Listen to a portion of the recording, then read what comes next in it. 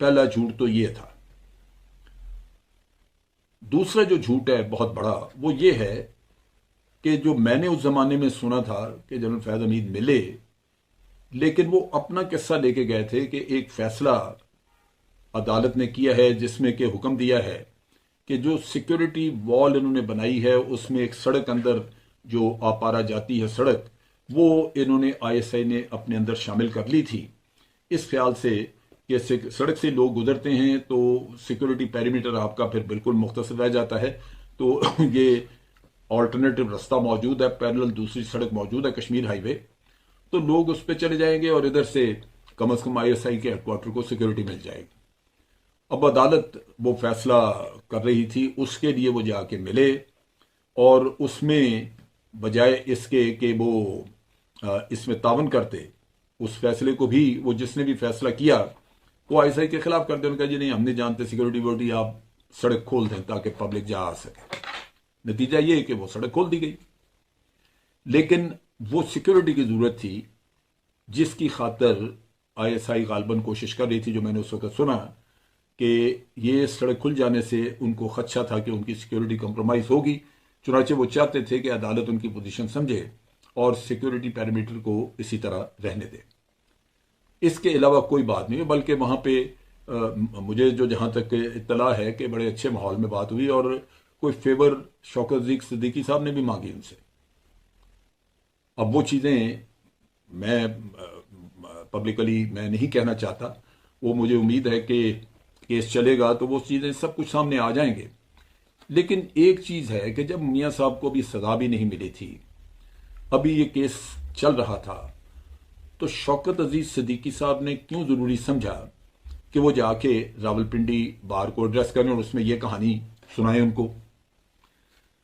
असल किस्सा ये था कि इलेक्शन होने वाले थे, 2 दिन बाद उनकी तकरीर के 1 या 2 दिन बाद इलेक्शन थे, और ये चाहते थे कि वो 1 या 2 दिन बाद इलेक्शन में अगर वो जाएं तो प्री पोल रिगिंग हो जाए, उनके लिए पीएमएलएन के लिए सिंपथीज ले ली जाए। उसमें मियां साहब का किस्सा नहीं था। मियां साहब तो सुप्रीम कोर्ट से नाअहल हो चुके थे, उसमें इस्लामाबाद हाई कोर्ट का तो कोई काम ही नहीं था, उन्होंने तो अहल नहीं करना था उनको, वो तो सुप्रीम कोर्ट से नाअहल हुए थे। लिहाजा ये कहना कि वो किसी तरह इलेक्शन में न जाएं या नहीं, उसका तो ताल्लुक ही नहीं था इस चीज से। मियां साहब तो इलेक्शन में जा ही नहीं सकते थे, उनको ताहियात उन्होंने नाअहल किया था। तो ये एक कहानी बनाई गई, और झूठ वही मसला है कि झूठ के पांव नहीं होते। अब यहां पे जब ये तकरीर इन्होंने की तो उसमें 2 मकासद थे।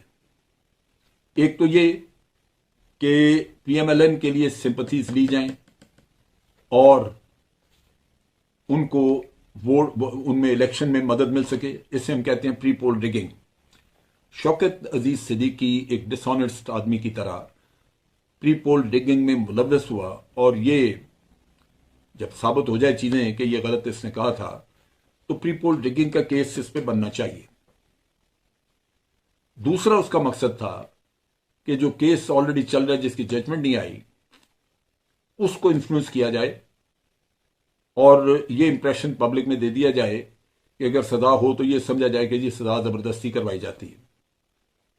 ये दोनों मजमूम मकासद थे, और ये जहन में रखिए कि ये लोग वो हैं जो हमारी अदालतों के लिए बदनामी का बायस बने। ये इफ्तिखार चौधरी जैसे नासूर की पैदावार थे। कितनी जबरदस्त मूवमेंट चलाई वकला ने दिलो जान से एक आदमी को बहाल करने के लिए, और वो उन्हीं वकला के सामने, उनकी आंखों के सामने हमारा जुडिशल सिस्टम तबाह करके चला गया। रिश्वतें भी खाई उसने, उसके बेटे ने, और उसके साथ साथ आप देखिए कि अपने करप्ट लोग वो भर्ती करके हमारे अदालती निजाम का सत्यानाश करके चला गया। अब हुआ ये कि ये सारा करके जो कुछ उन्होंने फायदा पहुंचाना था शौकत अजीज सिद्दीकी साहब ने, वो तो पहुंचा दिया पीएमएलएन को, लेकिन ये चीज जो है ये बाद में उन्होंने सुप्रीम जुडिशल काउंसिल के सामने बयान दिया। जो मैंने उस जमाने में सुना था, सुप्रीम जुडिशल काउंसिल में 2 एक सवाल हुए। यानी जिसमें शौकत अजीज सिद्दीकी की बदनीयती वहीं पकड़ी गई। सुप्रीम जुडिशल काउंसिल में सवाल किया गया कि जब आके आपको कोई जनरल मिला था और उसने किसी किस्म की कोई सिफारिश करने की कोशिश की थी, तो क्या आपने चीफ जस्टिस को रिपोर्ट की, उनको खत लिखा या उनको बताया कि फलां फलां शख्स मेरे पास आता है और ये सिफारिश करता है, मेरे फैसले को इन्फ्लुएंस करने की कोशिश कर रहा है? उन्होंने कहा जी नहीं, मैंने तो नहीं बताया। कि क्यों नहीं बताया आपने? दूसरी बात यह कि जब आप तकरीर करने के लिए पिंडी बार काउंसिल में गए तो एक अदारे के ऊपर आप इल्ज़ाम लगा रहे थे, आपने तकरीर में ये कुछ कहना था। क्या इस किस्म की बातें करने से पहले आपने चीफ जस्टिस को कॉन्फिडेंस में लिया? कि जी नहीं लिया। तो फिर आपने क्यों ये बातें की? वो साफ मकसद जाहिर था कि बातें इसलिए की गई कि एक बदनीयती शामिल थी और आप चाहते थे कि नाजायज तरीके से प्री पोल रिगिंग करके आप एक पॉलिटिकल पार्टी को फायदा पहुंचाएं और जो सजा अनाउंस हो सकती है उसको आप इसी तरह इन्फ्लुएंस करें। सो ये हकीकत है इस चीज की। लेकिन ये जज, करप्ट टोले, झूठे लोग, इक्तदार के भूखे, ये मिलके जब ऑपरेट करते हैं तो अल्लाह इनकी चालों से बचाए। ऐसा सा झूठ बोलते हैं जो कि इंसान सुन के हैरान रह जाता है। मैं इस मौजू पे बात नहीं करना चाहता था, लेकिन मुझे अंदर से दिल से दुख था कि हम कर क्या रहे हैं। सिर्फ झूठ झूठ अपने लोगों को सुनाते हैं, और वो भी लोग जो अपने आप को मुनसिफ कहते हैं, उनसे